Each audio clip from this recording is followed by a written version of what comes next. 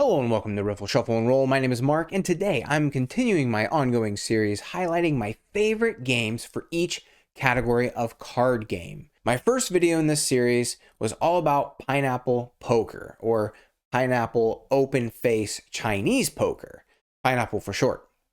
That was my top pick for tableau building game. Even though it's a poker game, I think it's an excellent tableau building game. And there is a link down to that video in the description. In fact, as this series continues, I will update the list in the description with each card game type, and then a link to the video where I'm discussing the choice that I've made.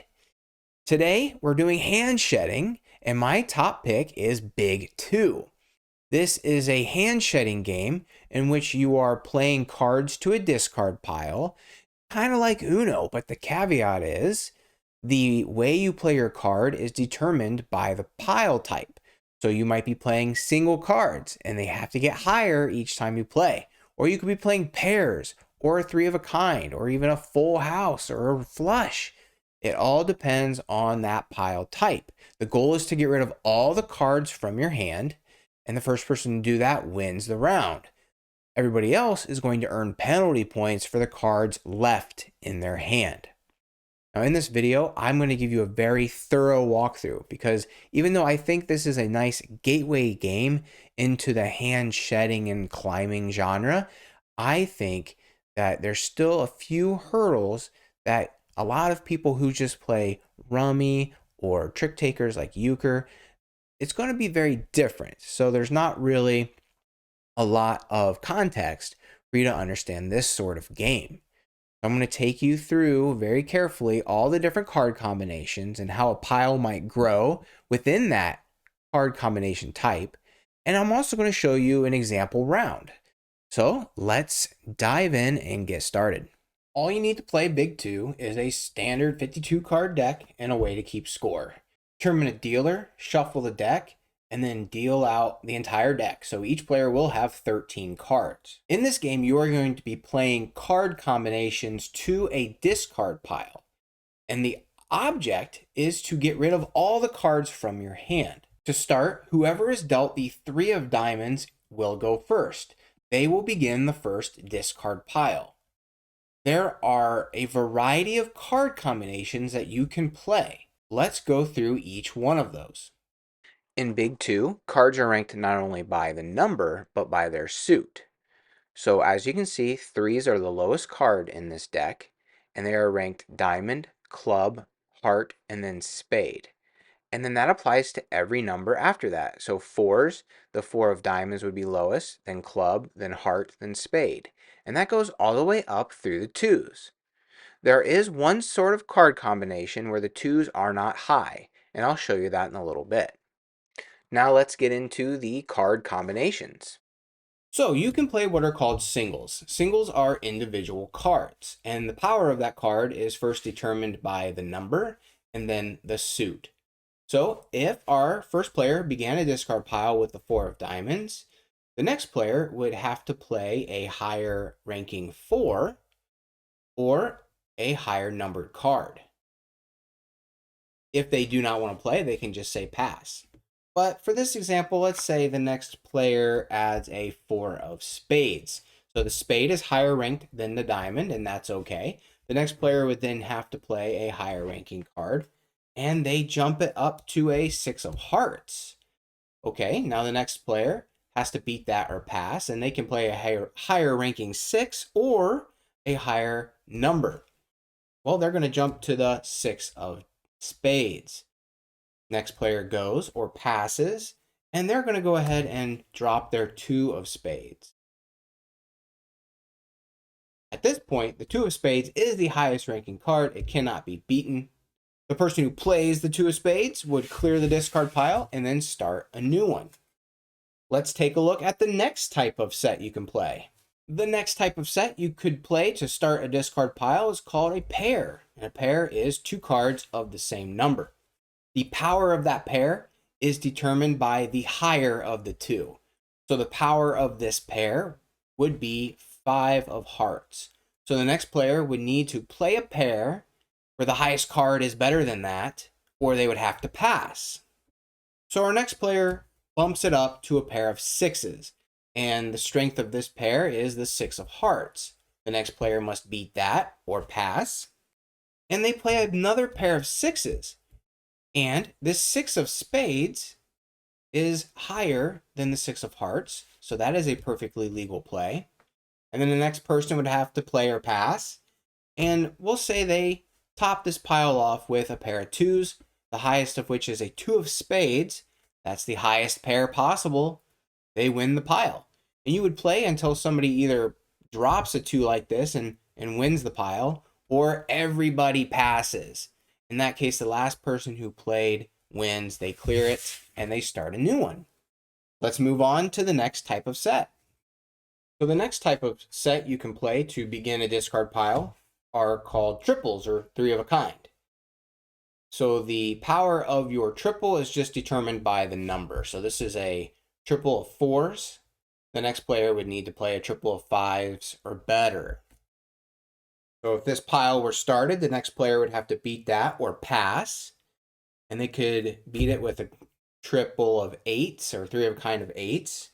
And then the next player would have to beat that or pass. And they beat it with a three of a kind in jacks.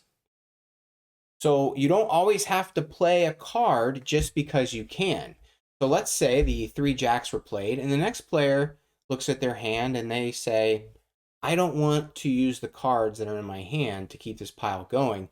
I want to save them for a different combination, maybe a bigger combination. So they say pass. And then if each player passes, whoever played the jacks wins the pile. They clear it, and then they begin a new one. So the final sort of card combination you can play to begin a discard pile is a group of 5 cards. Now here's where things get very interesting, because within the 5 card category, there is a ranking structure of 5 card combinations.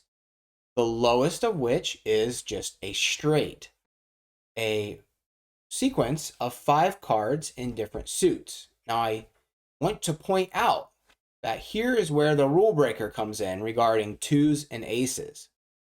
In a straight, twos are not high cards. They go back down to their normal position. And aces are able to be low or high. And we'll see how that works here in a moment. So this is the lowest straight possible according to numbers. Ace, 2, 3, 4, 5. Now, if the next person were to play, they would have to either play a higher straight or move up to the next rank of 5 card combination, which we'll see here in a moment. For now, let's beat this straight with another straight. The power of a straight is determined by the highest ranking card in that straight. So this 5 of hearts is the strength of this straight. That means the next player has to play a straight with a higher 5 or a higher number. So the next person plays this straight, ace through 5. The 5 of spades beats the 5 of hearts, so they've successfully added to the pile. The next person would then play or pass. If they play, they have to play a higher numbered straight because the 5 of spades is the highest 5. There's no way for them to play another ace through 5 because they can't beat this 5 of spades. Well, the next person plays a straight, and they jump it up to 10 through ace. Remember, aces can be high in a straight or low. So they play 10 through ace. The next person would have to play a straight with a higher ace or jump up to the next level of 5 card combination. And let's see what that level is. So the next level of 5 card combination you could play above the straight is a flush. And a flush is 5 cards of the same suit. Any 5 cards. The power of that flush is determined by the highest card in it. So the next player would have to play or pass. And if they wanted to beat this, they would need to beat that king of hearts. So they go ahead and play a flush of hearts as well. But the high card is an ace. The ace beats the king. So the next player would have to beat that ace, and they can do that by playing a flush in spades with the ace as the high card. So this ace of spades beats the ace of hearts, the player has successfully added to the pile. And again, play would continue until either everybody passes or somebody plays the highest flush possible. And in this case, the next player would have to play a flush with a 2 as the high card. For this example, we'll say everybody passed, so this flush wins it. That player clears the pile and begins a new one. And the next 5-card combination is a full house. This is higher ranking than the flush and the straight, and it is composed of a 2 of a kind and a 3 of a kind. The power of the full house is determined by the set of 3. So the power of this full house is 4. The next player would have to play a full house that contains a set of 3 higher ranked than these 4s. And the next player decides to play a full house with 7s. Even though their set of 2 is smaller, that doesn't matter because the power is determined by the set of 3. These 7s beats the 4s, so they play. The next player takes their turn. They either play or pass, and they decide to play with a full house containing 2s. This is the highest full house possible. Of course, a player does not have to play a full house. They can jump up to the next level. The next level within the 5-card type is a 4 of a kind. And you must play a 5th card in that 4 of a kind. So you're still playing 5 cards to the discard pile. The power of that 4 of a kind is determined by the 4-card combination. So here we have a 6. The next player must beat that with a 7 or higher, or they could jump to the highest level of 5-card combination, which we'll see here in a moment. The player decides to play a 4 of a kind with 9s. The next player must go higher or pass, and they do with a 4 of a kind and 2s. This is the highest ranking 4 of a kind you could play. So the next player would have to go to the next level of 5-card combination or pass. Let's see what that is. And the highest level of 5-card combination is a straight flush.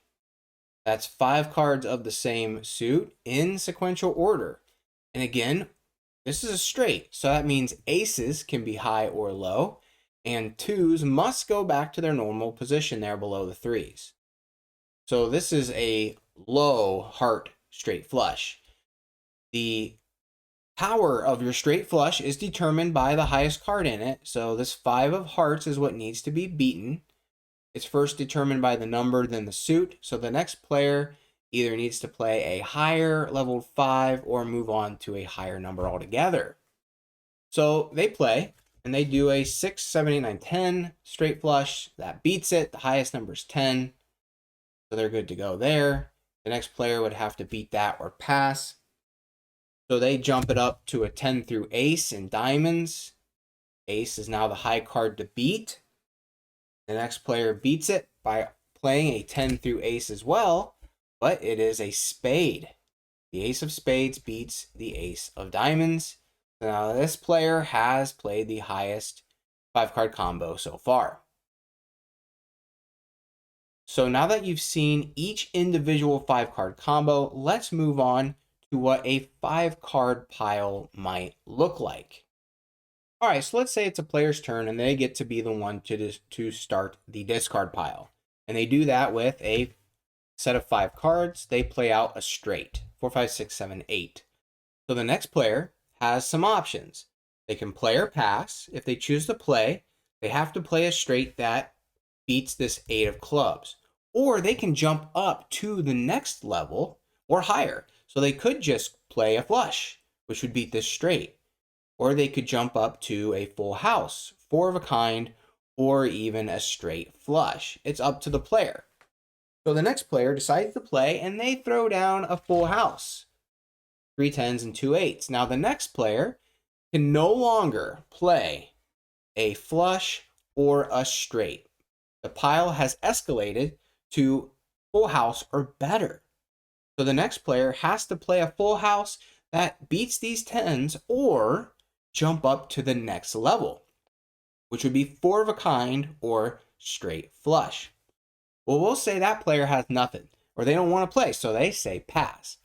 The next player then goes, and they decide to throw down a 4 of a kind. They have 4 9s and a 6. Now the next player must beat this 4 of a kind with a higher 4 of a kind, or they must jump up to a straight flush. Of course, they can pass if they choose. Once everybody passes, the last person to play on the pile wins it. They sweep it out of the way, and they get to begin a new pile. All right, now let's see these card combinations in action, and let's see how this game actually flows. So the player with the 3 of diamonds goes first. They must play a card combination that includes that 3 of diamonds. That means they could play a single 3, or they could play a combination that includes that 3 of diamonds. So here we see they could play a pair of 3s or a 3 of a kind of 3s, a triple. They're also set up to play a full house, 3 3s and 2 aces, or 3 3s and 2 8s. They have a lot of options. For this example, though, let's just start with a single card. They play the 3 of diamonds. Play then passes clockwise, and the next player either adds to the pile or they say pass. If a player passes, they're not out for the round. When it gets to be their turn again, they can jump back in and play to the pile. However, keep in mind, if you pass and then everybody else passes, the round will end and whoever played last wins it. So don't just pass thinking you're going to be able to play again, because you might not be able to for that pile. So here our player on the right side of the screen must play a card that is higher than this 3 of diamonds. So that could be a higher ranked 3 or a higher number. They're going to go ahead and throw out their 3 of hearts. Play passes. Now this player must beat that 3 of hearts, and they are going to play this 7. Play passes. They must beat the 7, and they will beat that with a 9. Cards are slick. And around it goes until everybody passes. So let's say the next player jumps it up to a jack. And the next player plays a queen. And this player goes ace. This player could beat that ace with their ace of clubs, but they're gonna save it. So this player passes. Player at the top of the screen passes. They don't want to play a higher card. The player on the right side of the screen cannot play, so they have to say pass. And that brings it back here. Player at the bottom of the screen has won the pile because everybody passed. So they clear the pile, and now they get to begin the next one. Let's go ahead and start the next pile with a pair. Now you don't have to do it in this order. They could go right back into another pile of singles, or they could jump it up even higher to 3 of a kind or a set of 5. For now, we got a pair of 5s thrown out.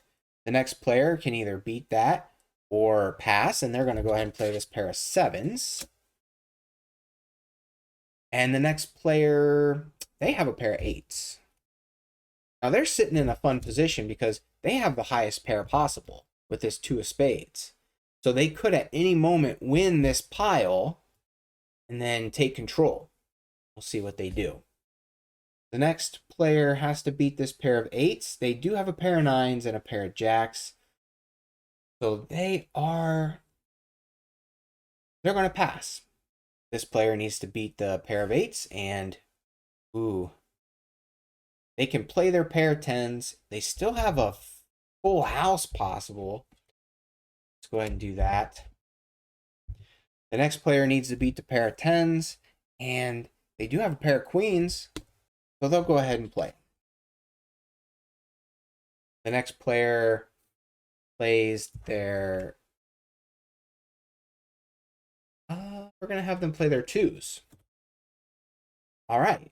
Now, this player passed. They can jump back in if they want. They are unable to. They do not have a pair better than these 2s. In fact, nobody has a pair better than these twos. So they are going to clear the pile. The player at the top of the screen gets to start the next pile. They're going to jump right in to a pair of threes. Why not? The next player can beat that with a pair of jacks, and a pair of nines, or a pair of eights.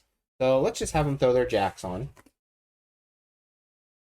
And the next player chooses to pass.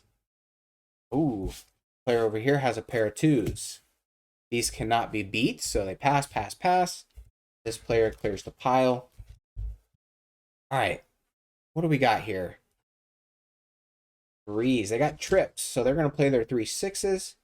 Our player at the top of the screen cannot beat that, so they pass. Our player on the right side of the screen can't beat that, so they pass. We got a set of 3 kings here, so that beats it. They pass, pass, pass. Player at the bottom of the screen wins that pile. They start a new one with 3 fours. Pass, pass, pass. Everybody passes. They clear the pile. And they have just played their final card. A single jack. The round immediately ends. And it's time to tally up your score. Once the round ends, the person who emptied their hand scores 0 points. Everybody else will earn penalty points for the cards remaining in their hand. If you have 9 or fewer cards, you get 1 point per card. So here our player on the left earned 3 penalty points, 5 at the top, and 9 on the right side of the screen. However, if you have 10, 11, or 12 cards left, you will earn 2 points per card, 2 penalty points. And if you have 13 cards left, you will get 39 penalty points. That's 3 penalty points per card. So even if you're not able to empty your hand, you're still trying to get your hand size down below 10 because you're going to get dinged even more if you have 10 or more cards in your hand. Once the score has been tallied, you collect the cards and the deal passes left from the previous dealer, and you continue to play rounds until you have a winner. Now you can play towards a set score. So for instance, the game ends as soon as somebody reaches a score of 50, and then whoever has the lowest score wins.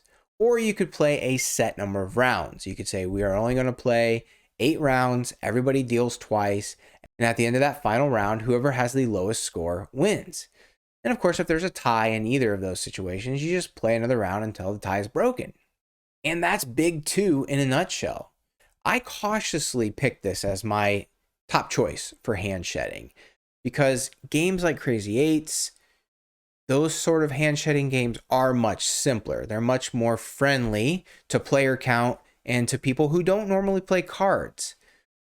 But I felt that Big 2 is a great way to take a game like Uno and just take it to the next level.